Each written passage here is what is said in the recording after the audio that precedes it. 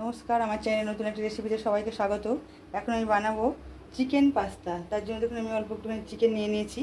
চিকেনটা আমি ছোটো ছোটো সাইজে কেটে নিয়েছি। আর এই যে আমি এখানে কিছুটা পাস্তা নিয়ে নিয়েছি। চিকেন পাস্তা বানানোর জন্য আমি কড়াইয়ে জল দিয়ে দিয়েছি, জল গরম হতে দিয়েছি। এবার আমি কীভাবে বানাই দেখুন। চিকেনে আমি একটুখানি আদা গ্রেট করে রেখেছি, একটু লঙ্কার গুঁড়ো দিয়ে দিলাম, আর দিচ্ছি অল্প একটু জিরে গুঁড়ো আর গোলমরিচের গুঁড়ো। এটা দিয়ে আমি এখন চিকেনটা ম্যারিনেট করে রাখবো। সবশেষে লবণ দিয়ে দিচ্ছি। জলটা গরম হয়ে গেছে, এবার জলের মধ্যে আমি 1 চামচ লবণ দিয়ে দিচ্ছি। সেগুলো ঢেলে দেবো। ভালোভাবে এটা সেদ্ধ হবে, তারপর তখন আমি এটাকে ঢেলে নেব। পাস্তা অনেক ধরনের আছে, কোনোটা আবার খুব তাড়াতাড়ি কুক হয়ে যায়, আবার কোনোটা দেরি হয়। এটা কিন্তু একটু দেরি হয়, এটা অনেক ফুলে বড় বড় হয়ে যাবে একদম। এই পাস্তার মধ্যে আমি এই যে কিছুটা গাজর একদম কুচি করে রেখেছি, ক্যাপসিকাম, টমেটো, পেঁয়াজ, রসুন আর এই ধনেপাতা, কাঁচা পাকা লঙ্কা সব কুচিয়ে রেখেছি। এগুলো দিয়ে আমি বানাবো। এর মধ্যে আমি 1 চামচ রিফাইন তেল দিয়ে দিলাম। রিফাইন তেলটা দিলে কী হবে, একটার সঙ্গে একটা লেগে যাবে না। সেদ্ধ হয়ে গেছে দেখুন। এই যে আমি একটা কেটে দেবো, এই যে একদম সেদ্ধ হয়ে গেছে। এবার আমি এটা ঝর্ণা হাতা দিয়ে একটা ছড়ানো থালায় আমি একটা ঢেলে নেব।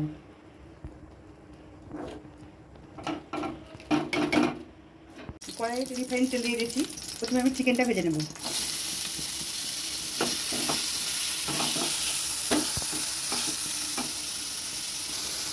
আর এখানে আমি দেখুন পাস্তা সেদ্ধ করে জলটা আমি কিছুটা রেখেছি, যদি জল লাগে তখন আবার দেবো। এই জলটাই ব্যবহার করবো। আপনারা যদি এইভাবে বানান তবে এই পাস্তার জলটাই রেখে দেবেন। এই যে চিকেনটা আমি এখন ভালোভাবে ভেজে নেব। 60% হয়ে গেছে। এবার এর মধ্যে আমি গাজর আর ক্যাপসিকামটাও দিয়ে দেবো।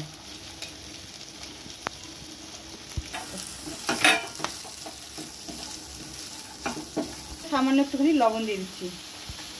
এটাকে এবার ভালোভাবে ফ্রাই করে নেব। চিকেন আর সবজিগুলো আমার ফ্রাই করা হয়ে গেছে, এগুলোকে আমি এখন ঢেলে নেব।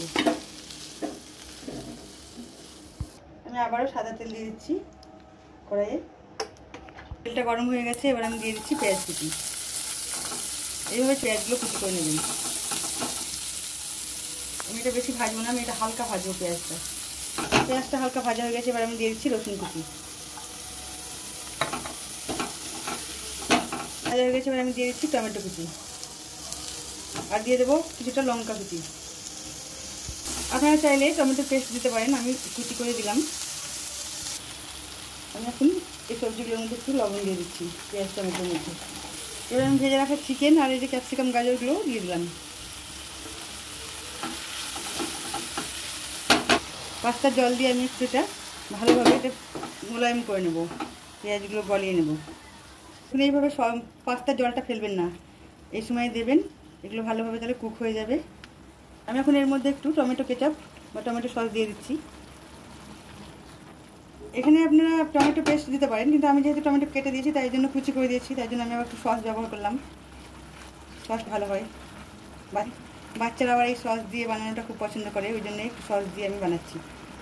এবার আমি পাস্তাগুলো দিয়ে দিচ্ছি এর মধ্যে।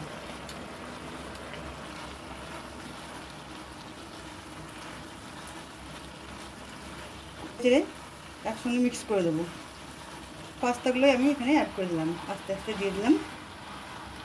দেখুন কত সুন্দর খিলি হয়েছে, একদম একটার উপর একটা লেগে নেই, কত সুন্দর।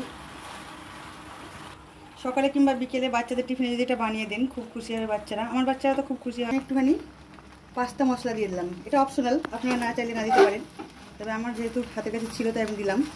টেস্টটা খুব ভালো লাগে খেতে। আমি গ্যাস অফ করে দিয়েছি, পাস্তা আমার রেডি।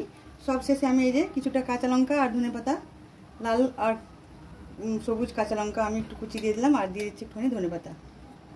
বন্ধুরা, আপনারা তো দেখলেন পাস্তা রেসিপি, কেমন লাগলো অবশ্যই কমেন্টে জানাবেন। ভালো লাগলে আমার ইউটিউব চ্যানেল সাবস্ক্রাইব আর ফেসবুক পেজটি ফলো করে দেবেন। আপনারা ভালো থাকবেন, আজ তবে এটুকু।